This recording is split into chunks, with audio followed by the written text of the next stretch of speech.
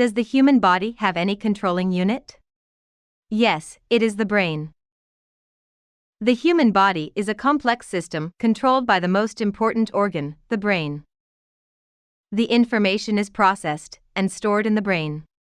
Let us discuss the detailed structure and functions of the brain.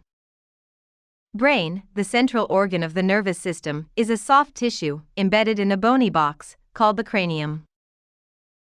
It is covered by three-layered protective membranes called the meninges, namely dura mater, arachnoid mater, and pia mater. The meningeal cavity is filled with a fluid called the cerebrospinal fluid that protects the brain from any mechanical shocks. What are the curved lines we see on the surface of the brain? These are the convolutions of the cerebrum, which are called gyri and sulci. The gyrus is a ridge on the surface, and the sulcus is a fissure surrounding the ridge. These are present to increase the surface area to store information in the brain. Name the three main parts of the brain. The human brain is divided into three parts, called the forebrain, midbrain, and hindbrain.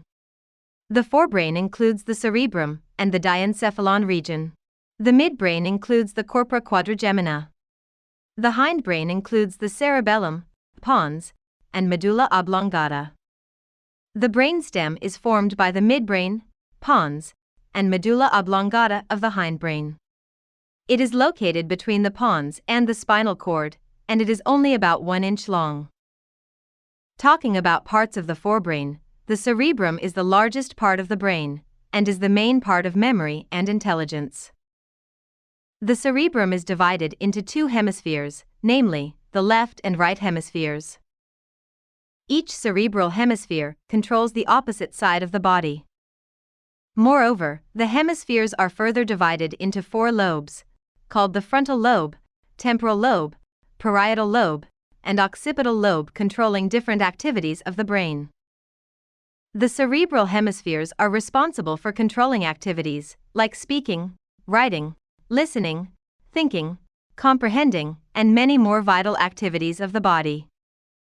Next, the diencephalon region includes the thalamus and hypothalamus.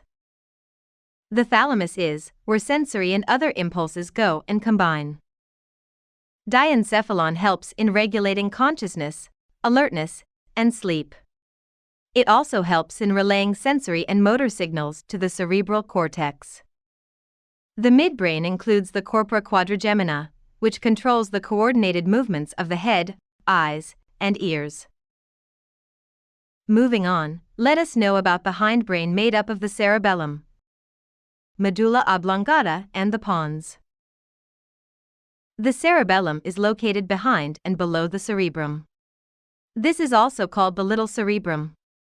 The cerebellum coordinates muscular activities and maintains balance and posture.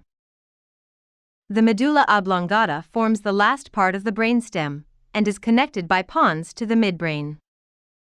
The medulla oblongata is responsible for transmitting signals between the spinal cord and the higher parts of the brain, and plays an important role in controlling activities such as respiration and heartbeat.